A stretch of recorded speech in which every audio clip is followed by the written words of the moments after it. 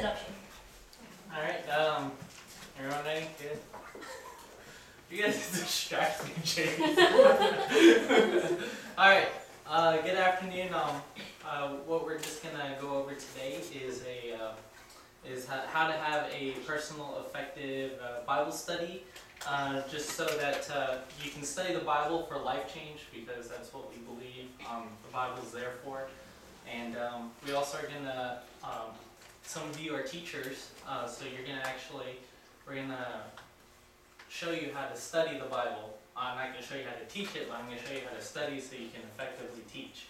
And then finding a main point in a passage in the Bible it takes careful examination, and you have to examine a lot of things, just not the text. So we're going to go over that.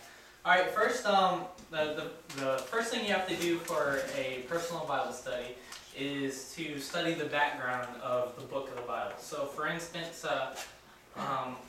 next refuel we're going to be going over a passage in Acts. So like I did last refuel, we studied the beginning chapter 1 through Acts, and that's kind of like doing a background study of your passage.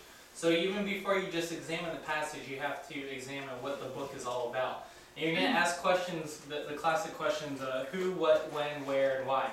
And like who, we know Luke wrote the book of Acts. It was actually a continuation of his gospel. So if you ever read Luke, you just go from Luke and you keep reading through Acts, and that's his whole work. And then what is to give the background of the early church. It's the historical New Testament book for the early disciples and what they did. And when is we would know Jesus died. He was about 30 to 33 years old when he died. So it would be from the early 30s to I don't know when. So that's something that you'll have to look up when you're going to do the when. And where would be starting in Jerusalem, going on to Antioch and other places. Saul, missionary journeys that Saul's recorded in there. So it's the where is actually a lot of places. And why? Why is it written to us? Again, it's to give us a historical background of why he wrote the book. And again, this is just basic questions you have to ask first when you're examining a passage. And then you're going to find the context of the book of the Bible. So again, depending on your book, like the book of Acts would have many contexts throughout the whole Bible, or throughout the whole book. So you're going to have to study each and every one, and then study what the immediate context of the passage is. So you're going to have to get the broad view, which is, again, it could be a number of things. So you're going to have to study that, and how does the immediate context of your passage fit into the overall passage, or the overall context of the Bible. And then you're going to start studying the text. And then how you start studying the text is I remove all the verse numbers, all the chapter numbers, and even the paragraph divisions, because that wasn't written in the original text. So when the authors in the New Testament wrote the Bible, they didn't include verse numbers. That wasn't added until the Bible was about 1519 going on to 1520. So, and that was by someone who worked with a printing press. He added those, and we're grateful for them, but they tend to the verse numbers tend to let us interpret the passage for us. So whenever we look at the Bible and we see a chapter number, verse 1, it's like, oh, that's where my study must start, and that's not the case.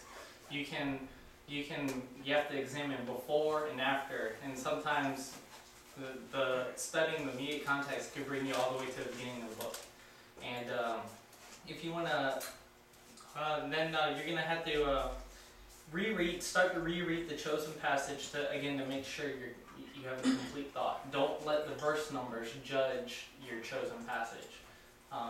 Again, you might start from the end of a chapter going on into a next chapter. So again, don't let the verse and division numbers interpret the passage for you.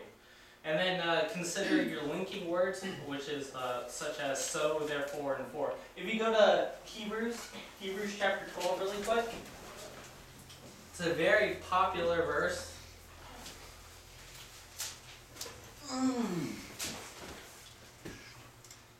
Very, very, very, very popular verse.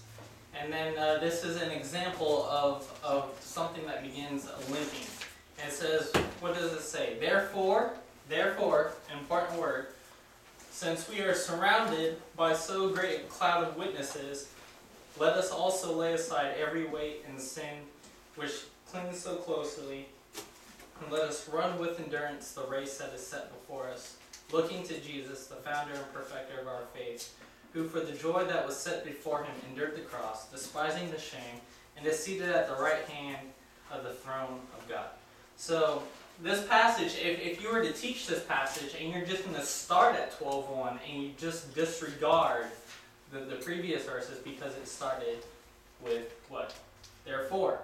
So therefore, Charles Spurgeon, a famous preacher, he says, whenever you see therefore, you're going to ask yourself, wherefore the therefore?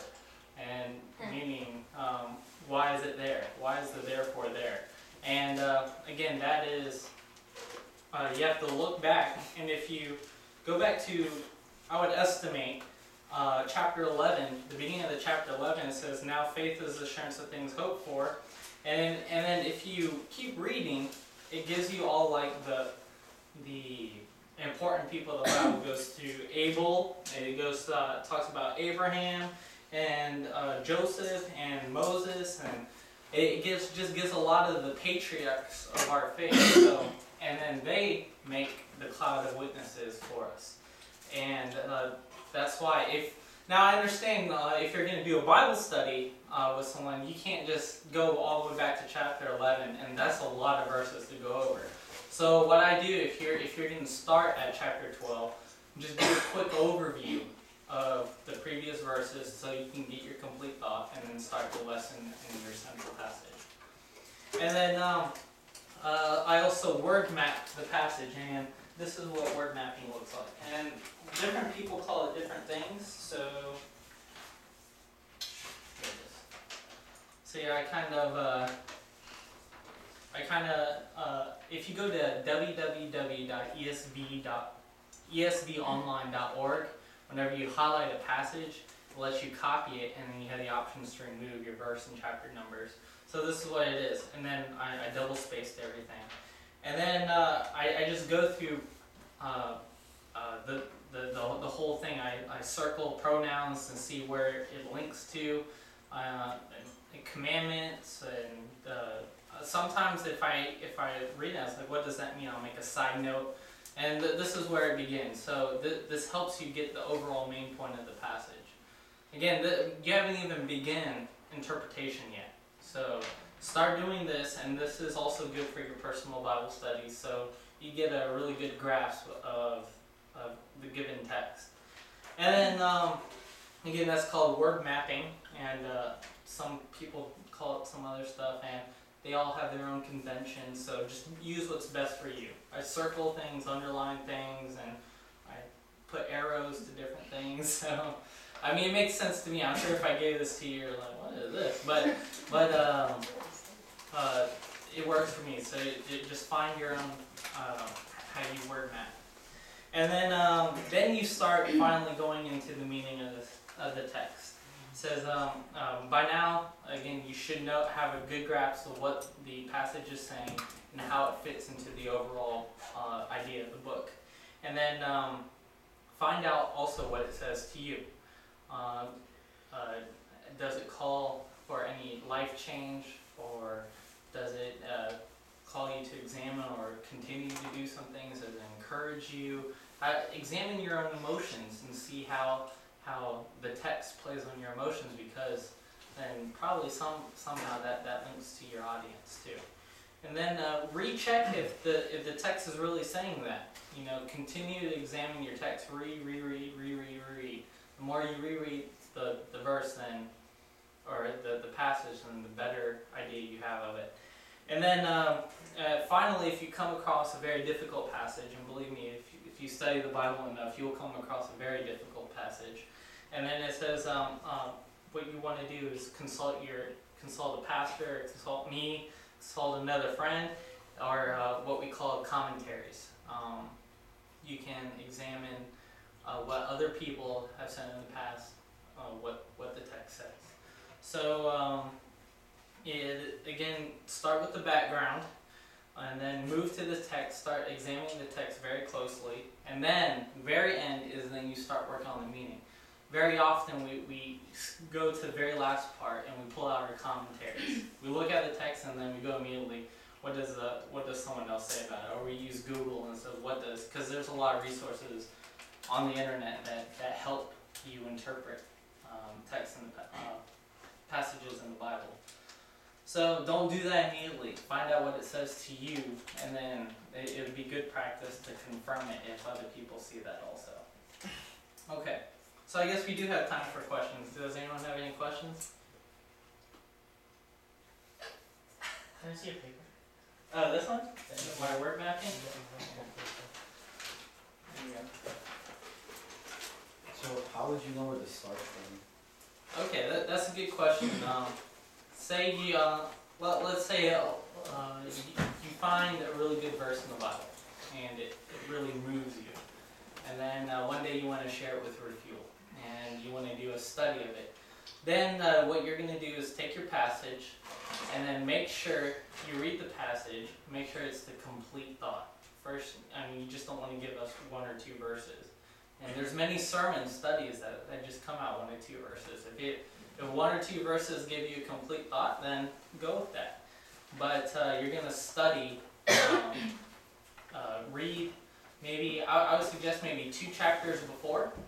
Just if it's a very long book, I know you might not have the whole time to study the whole book, so start maybe 2 chapters before, read through, go through your passage, and then read 2 chapters after. And make sure you have your complete thought. You might need to expand your number of verses, go beyond, but again, don't let the verse numbers and division numbers or paragraphs, even paragraph indentations, interpret the text for you.